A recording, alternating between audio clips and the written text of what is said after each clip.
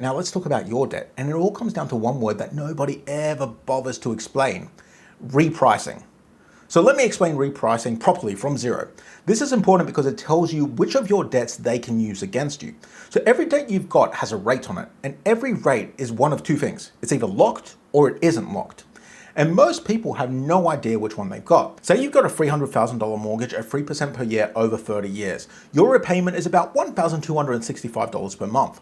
Now let's add inflation at 10% per year for 5 years. That's not a crazy number, by the way. We did 9% in 2022. So after 5 years of that, everything costs about 60% more. Your $4 coffee is now $6.45. Your weekly shop, your petrol, all of it costs more. But your mortgage payment is still $1,265 because it's locked, it's at a fixed rate. In real money, in what it actually costs you to live, the payment is now worth about $785 per month for the same house. Now, you didn't do anything clever here. You didn't refinance, you didn't renegotiate, you didn't even ring them. The bank just ate 38% of what you owed them and they had to sit there and take it. That's a dream, right? That's what people mean when they say a collapse wipes out your debt.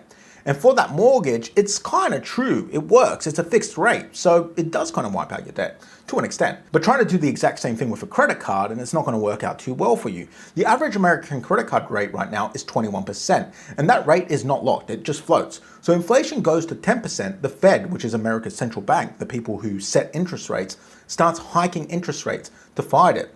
That is literally their job, by the way. And then your card goes to 30%, maybe 35%. They don't need to ask your permission to do this. It just goes up because the contract you signed years ago allows them to do that. So the same inflation that just wiped out 38% of your mortgage has made the credit card in your pocket way more expensive to carry. And this wouldn't really matter that much if your wages went up to compensate, but of course your wages never really go up. Prices of groceries reprice daily. Somebody in a shop just changes a label. Interest rates reprice monthly, sometimes faster than that. Your pay rise happens on the 5th Sunday of every February. So there is one, that is such a bad joke, I'm very sorry. But there's one debt in your life that all of this makes completely safe, to an extent anyway. I'll tell you which one and why you want to stop overpaying it, but we're going to go through each of them one by one. So let's go through your debts one by one, work out which is which. It's actually really simple. There's one question that decides it, and you can answer it tonight with your own paperwork.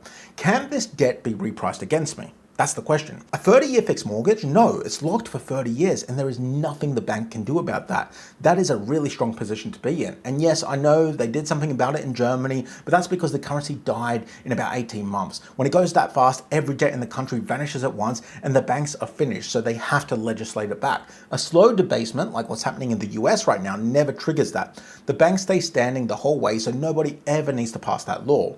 So a mortgage that cannot be repriced is one of the safer debts that you might have, but a credit card that can be repriced instantly and without you asking. A home equity line of credit, a personal line of credit, anything with the word variable in it anywhere in the paperwork, yeah, that can be repriced. A car loan is usually fixed, which is fine, but it's short. It's gone in 5 years, and 5 years isn't long enough for inflation to do anything really that much to you. For student loans, go and take a look. In America, the federal ones are fixed. Private ones very often are not, and people assume that they're the same thing. So go check that one out. So that is the question. Can it be repriced against me? If the answer is yes, you aren't in a great position. And sadly, for most of the world, even your mortgage can be repriced against you.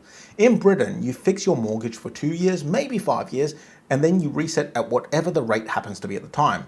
Same in Canada, same in Australia mostly. America is the odd one out. The 30-year mortgage barely exists anywhere else on earth, lucky bastards. And right now, roughly 69% of American mortgages are sitting at 5% or lower. So most of you are sat on about the best mortgage on earth. Good job, I guess. By the way, I put together a free retirement guide, how to retire before 2036, 6 steps, everything I'd do if I was starting again at 40 with nothing. No hype, no nonsense. It's free to grab. There's a link below. Check it out.